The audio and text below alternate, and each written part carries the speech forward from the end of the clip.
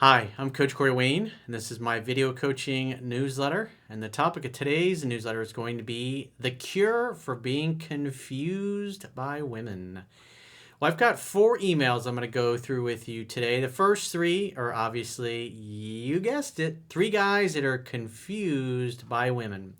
But if you've been reading my book, 3% Man, you're familiar with it, I want you to follow along and see if you can point out, haha, that's where that dude's going wrong. Haha, that guy's not following the book.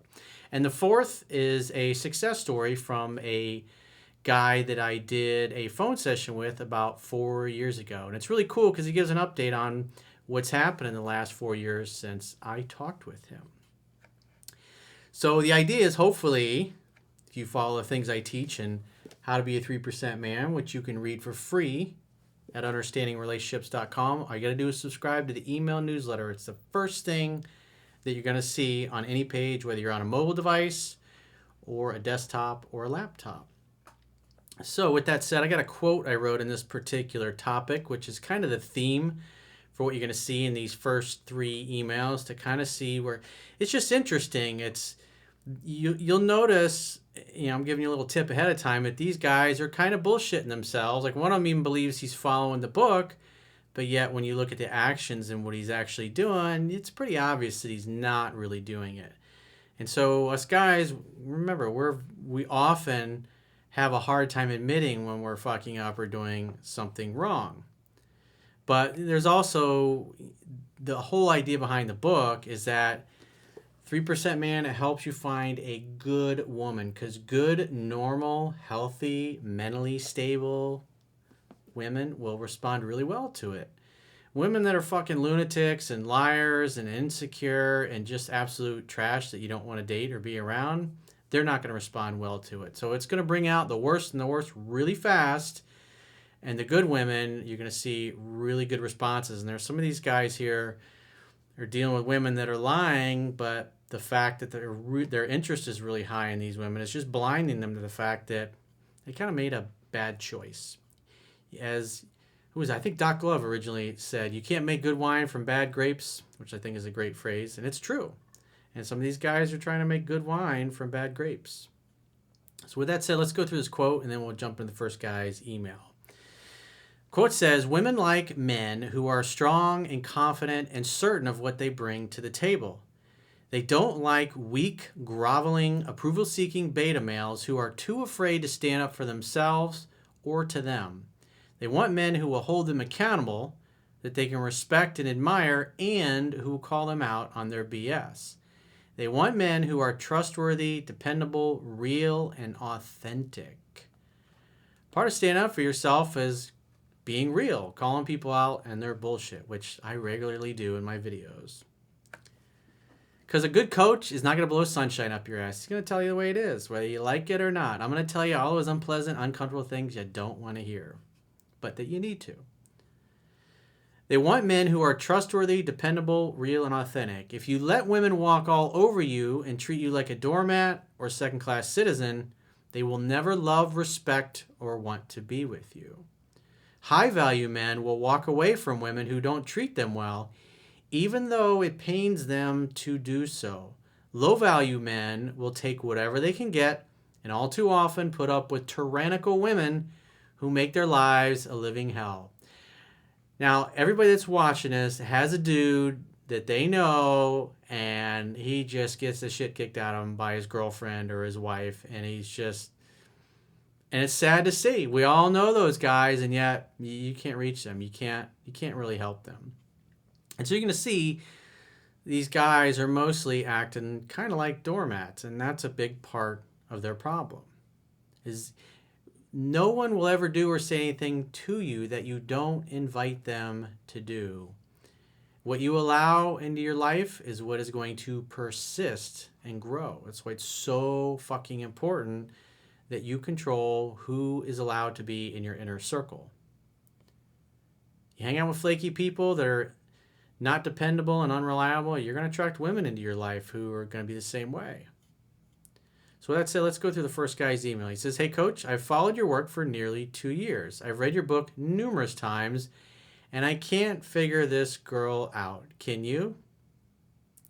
Well, let's see what we can see. Here's the story. So, do you really think that guy's read the book numerous times, and he's just so confused he can't figure it out or figure her out?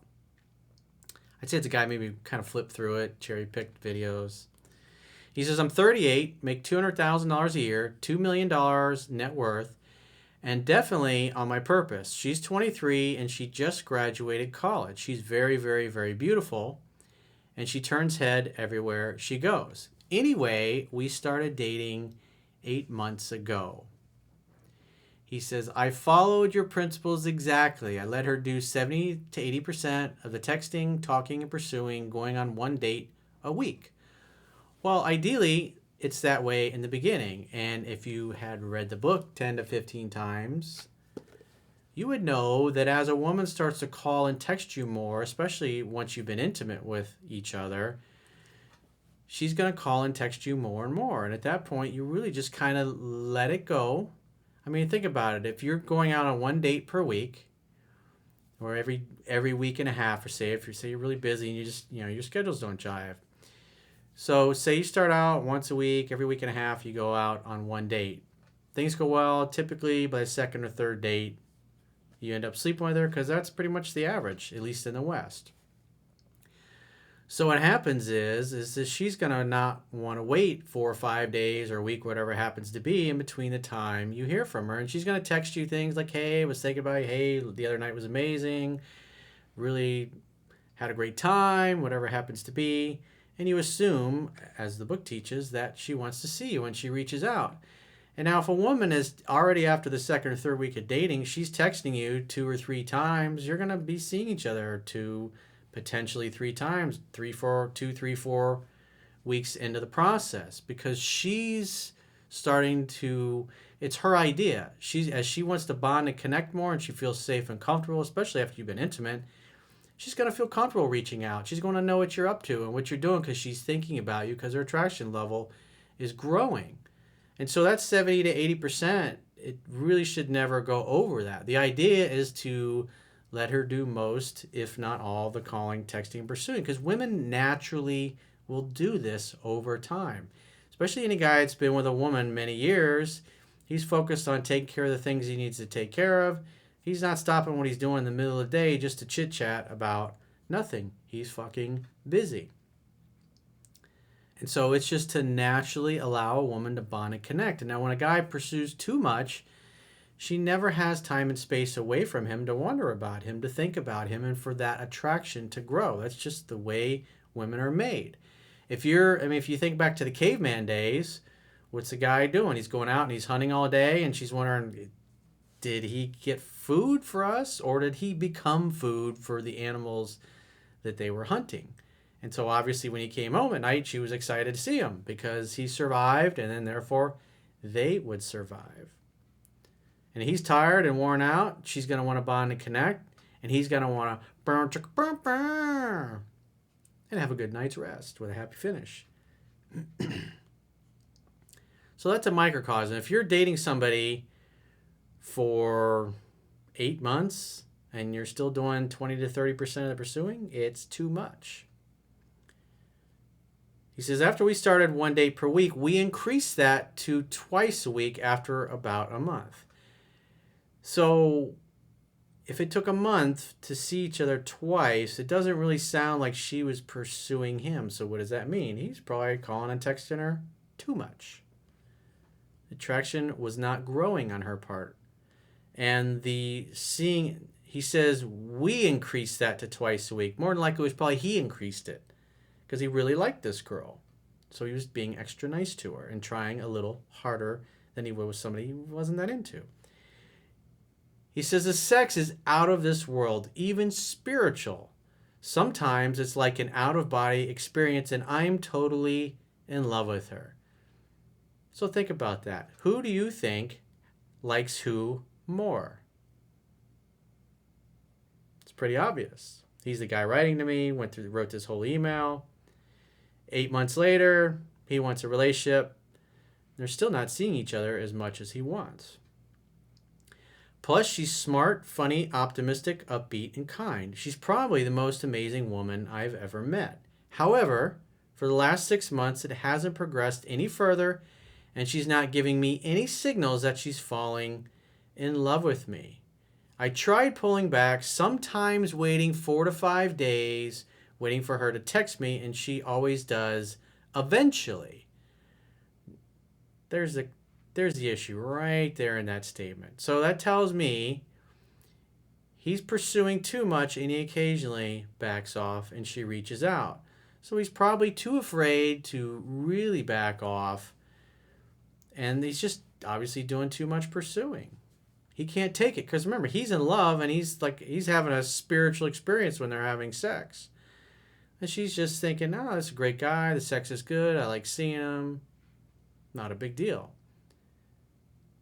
And he just backs off to see if he can manipulate her. Well, that's somebody that doesn't understand the book. They don't understand the philosophy.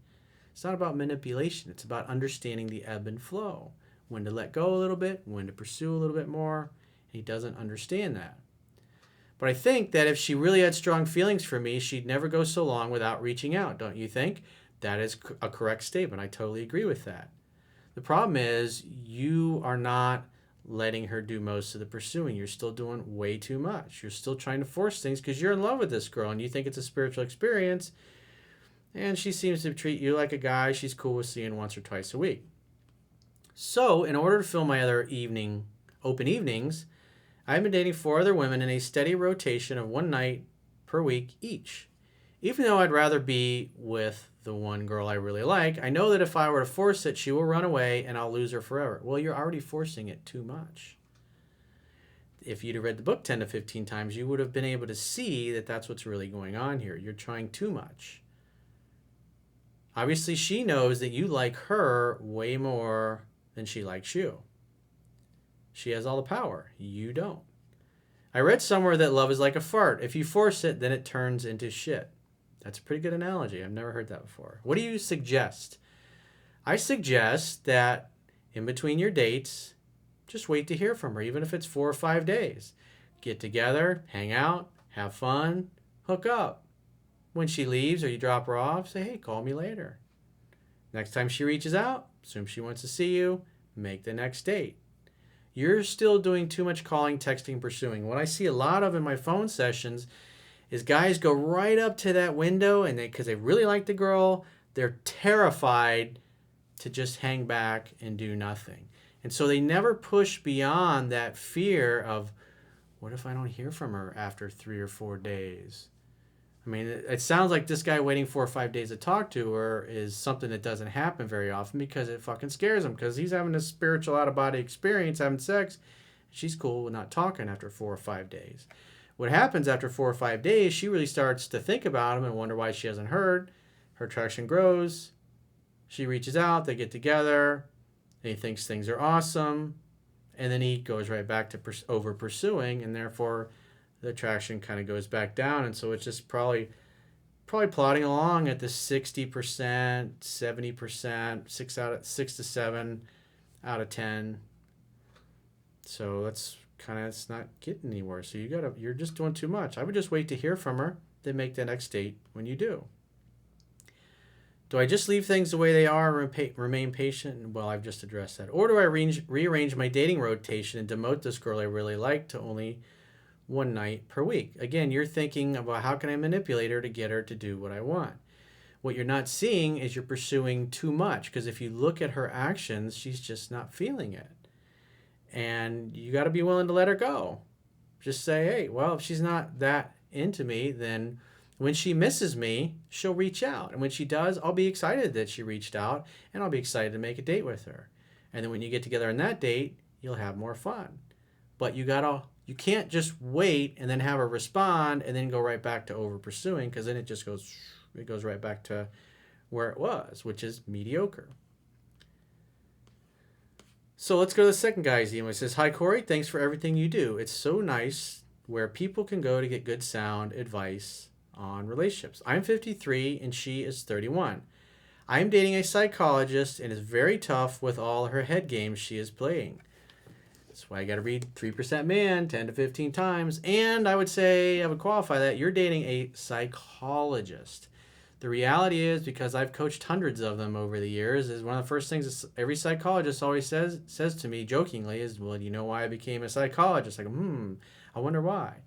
Well, because we're so fucked up. And we're trying to figure out our own brains. So it's a possibility that you might be a little fucked up here. Or have a fucked up girl. So let's take a look. I found myself in a tough spot and would really like to get your opinion on my situation. I met this gorgeous Latin woman 3 years ago, and it's been a fairy tale for 3 years, and everything was perfect up until a few months ago. He thought it was perfect. My girlfriend was visiting her hometown in Colombia, and a friend approached me with some unexpected news of her. Remember, he's in La La Land. Everything is wonderful, and he thinks it just went sideways a couple of months ago. He came over and noticed that my girlfriend had 2 dating profiles on different sites. Oops. So I contemplated telling her at first and decided to wait until she came home to be face to face. That was a good move. I will admit I was very upset about the whole situation. That's understandable, dude. Remember, she's supposed to be a psychologist and have her shit together. That doesn't sound like something a woman who has her shit together would do. She told me that she did not do this and one of my friends was trying to break us up. That someone made up these 2 profiles and used her pics. He says, yeah, right. She must think I'm stupid. Well, more than likely, you've probably been gullible about other things. So if you were to take a step back and think, how many other half-truths has she told me over the last 3 years? You'd probably say, yeah, I hate to admit it, Corey, but you're probably fucking right. So needless to say, I told her that I did not want to see her anymore and she left crying. From that point on, I went no contact for several months until around Christmas when she reached out to wish me a Merry Christmas. So we spoke very briefly and she mentioned how she loved my mother's goodies. So what did I do? I go over and drop some off to her. Well, dude, I would not have done that. If you were to follow what 7 Principles to Get an X Back says, one of the videos and articles I did several years ago, she needs to come to you. She has to earn another chance with you. You don't go running after a woman who, after 3 years of a perfect relationship, at least that you thought was perfect, find out she's got 2 other dating profiles. She's a liar, obviously, number 1. And number 2, she's trying to line up a replacement. That's why you got to read 3% Man so you can see what the fuck's going on. Well, when I arrived, I noticed a truck in the driveway, and she said it was one of her friends from Colombia, staying with her. So that person drove all the way from Colombia in their pick-em-up truck.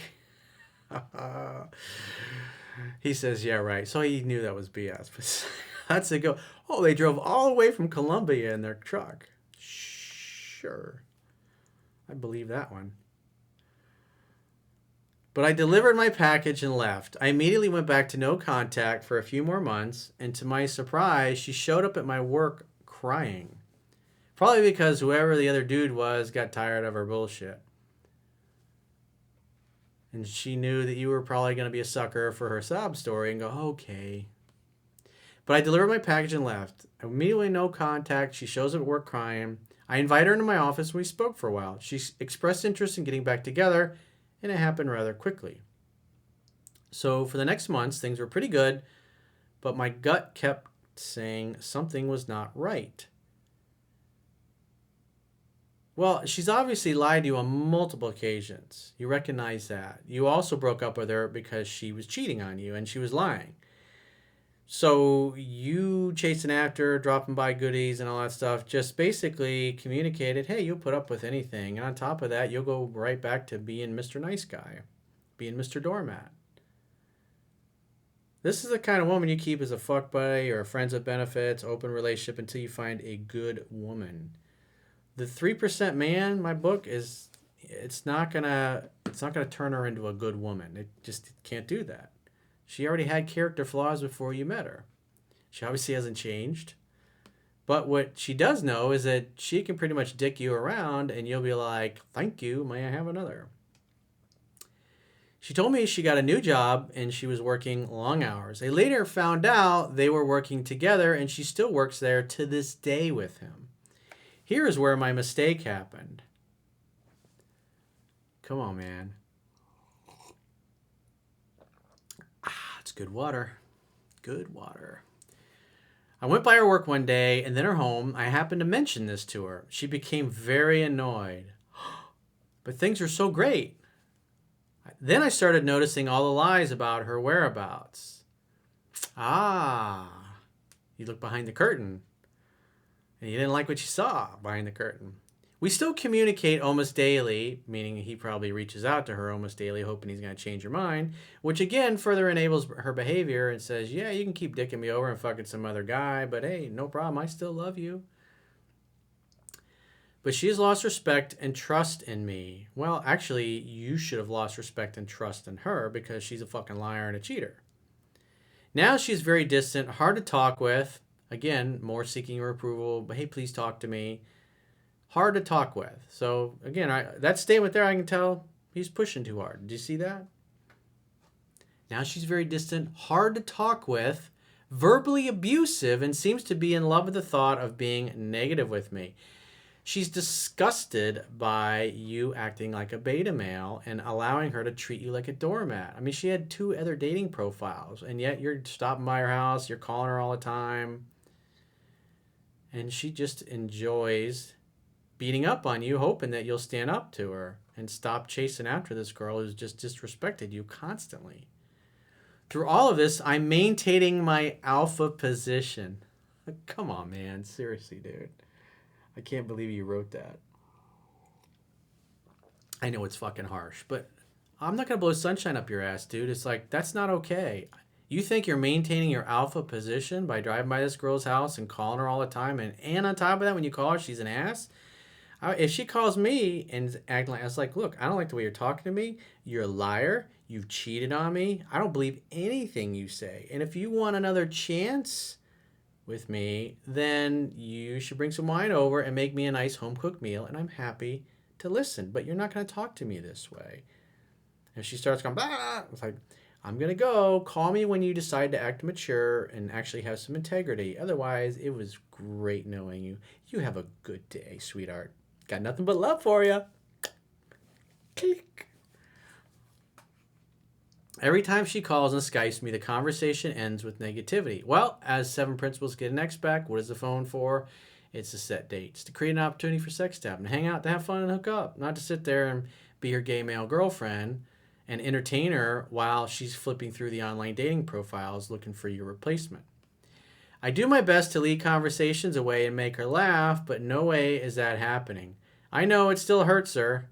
Yeah, she sounds really hurt by all this. It's only been a few weeks, but I could really use your help on this one. Dude, stop calling, texting her. Never call or text this girl again. If you're crazy enough to want more abuse from her, then by all means, when she reaches out, invite her over. Don't go pick her up. Don't take her out on dates. Invite her over to hang out, have fun, and hook up so you can be entertained and you can see how well 3% man will work. But this is not girlfriend or wife material, bro. You don't try to turn a hoe into a housewife. That's the harsh reality. On to the third email. Hey, Corey, my girlfriend and I dated for 9 to 10 months. About 6 to 7 weeks ago, we broke up, didn't see each other or talk for 3 weeks. More than likely, she broke up with him.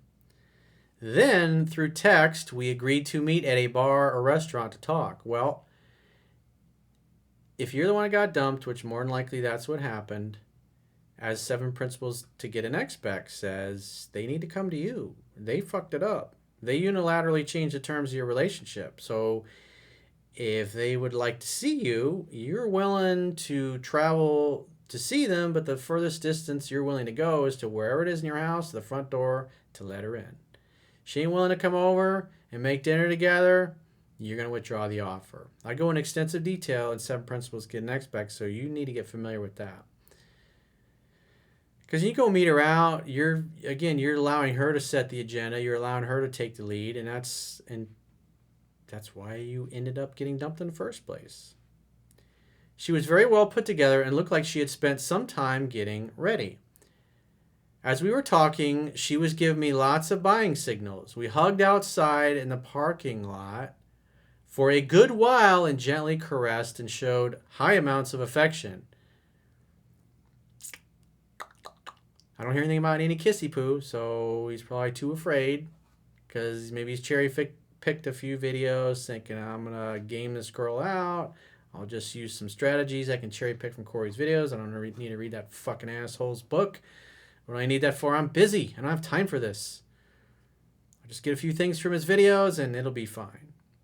After all, she was willing to meet me out. It's a bad way to go, my friend.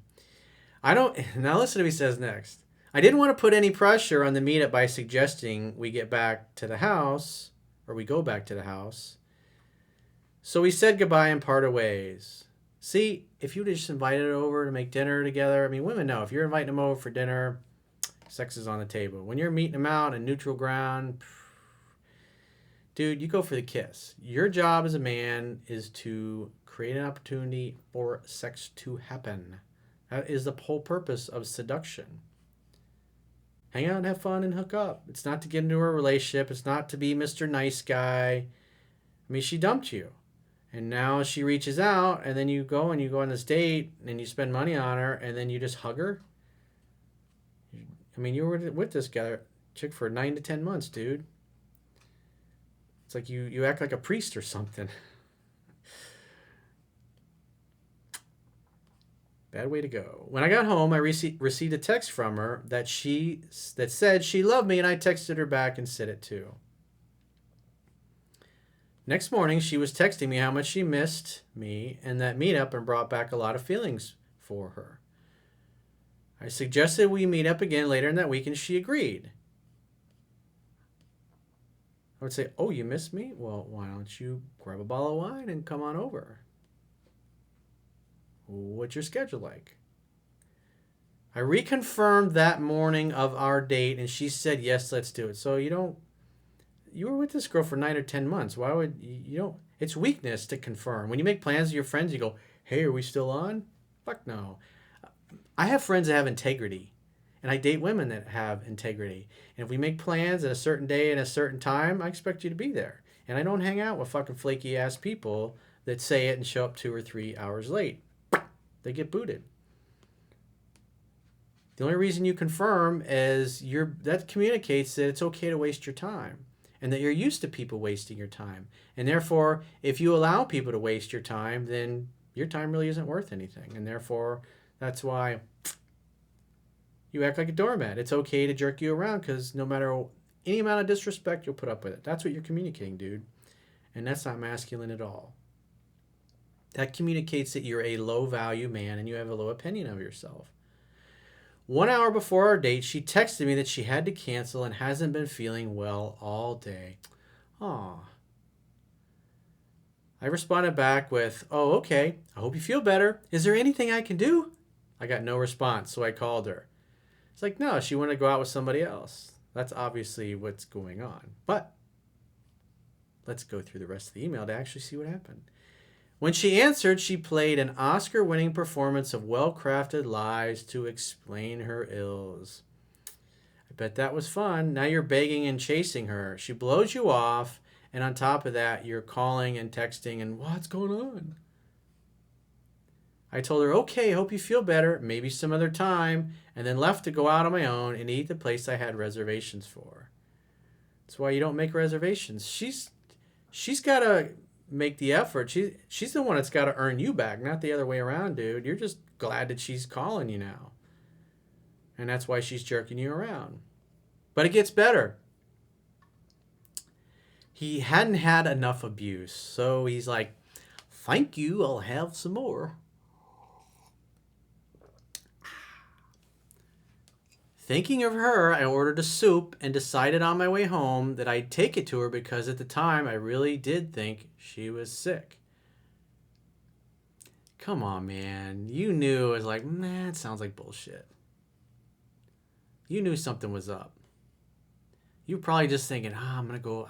In the back of your mind, you're going, I don't know. She doesn't really sound that sick. She sounds like she's trying to sound sick. Kind of like that fucking chick that was going after Kavanaugh. What was her name? Trying to say, if you listen to that woman who, during the Kavanaugh hearings for the Supreme Court, if you listen to her, she's fucking fake. Even her own father said it was bullshit. It's like, it's obvious when somebody's being fake, if you know what to look for. But I digress. I'd sent her a few pics of the place while I was drinking and eating at the bar and said, this could be us. She's probably looking at that going, laughing with the dude that she's actually with. When I arrived at her place, her car was gone, and so was she, and she responded to my text from the pictures of the restaurant and said, I'm in the bathroom at my house and really not feeling great.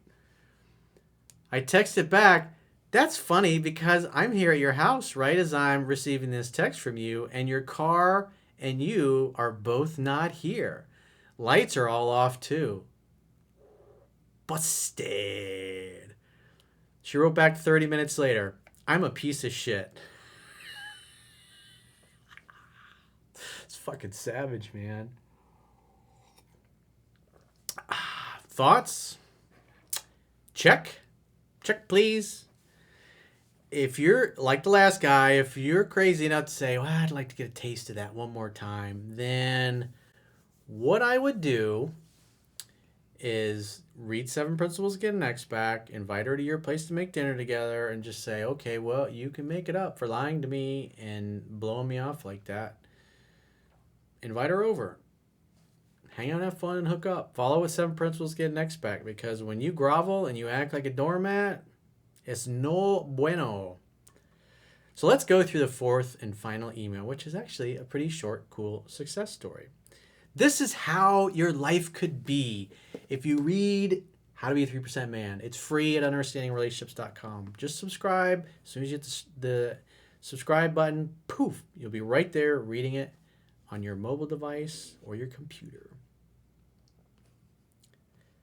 Hello, Corey. I hope you are doing well, and judging by all the content you have been pushing over the last few years, it seems apparent that you are. Why, yes, thank you, I am. Things are just swell.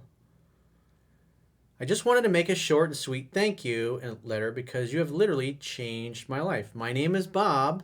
I'm 26. 4 years ago, we had a phone session because I had a girlfriend that left me for another guy that completely derailed me. So here's a dude, just like the first 3 dudes, got fucking burned. And there was another dude involved. I mean, that fucking hurts. That stings. But it's not the end of the story. I found your content out of desperation and applied it. I got her back, but a year later I wasn't really happy with her anymore and decided to break it off and find my idea of a 10. It is so much better to be the dumper than a dumpy. It feels satisfying because now you're not wondering, what if I screwed it up? He got her back and he stayed with her a whole fucking year. And he was like, you know what? I can do better than this shit. I want a 10. So what did he do? I moved to a big city, went to a modeling event, and immediately kicked it off with a professional 19-year-old Russian model. Nice.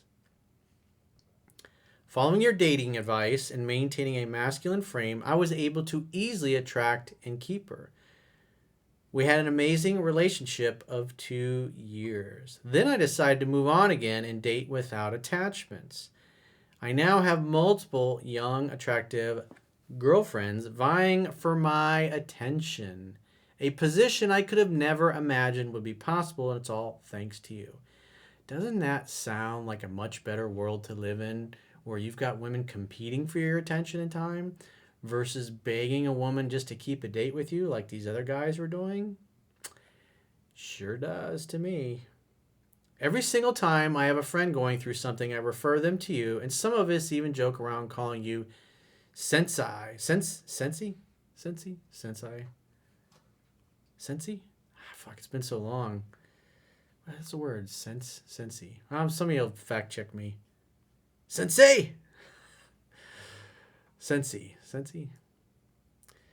Or Master Corey Wayne, LOL. It's cheesy, but the impact really is that huge. I can honestly say you have saved my dating life, which has spilled into success in other areas. I told you. I told you it wouldn't just help your dating and your relationship life, it would help everything in your life. I couldn't be happier. I would love to have a few drinks together someday on me. Everybody wants to fucking get me drunk. When I get success stories, I get emails all the time. People sending me donations, which they're always appreciated. Love donations. If you want to make a donation because you appreciate the value of my work, understandingrelationships.com, just hit the donate button. But people are always like, oh, I want to take you out and have a few drinks. Everybody wants to get the coach drunk. I don't really drink very much. I'm fucking lightweight these days. I'm almost fucking 50. Can you believe it? A few more months, I'll be 50. And damn, I look handsome for 50. So if you would like to be like our last viewer, Bob, and have that great of a life, if you're struggling in some area you need help with, go to understandingrelationships.com, click the products tab at the top of your screen, and book a coaching option with yours truly. Until next time, I will talk to you soon.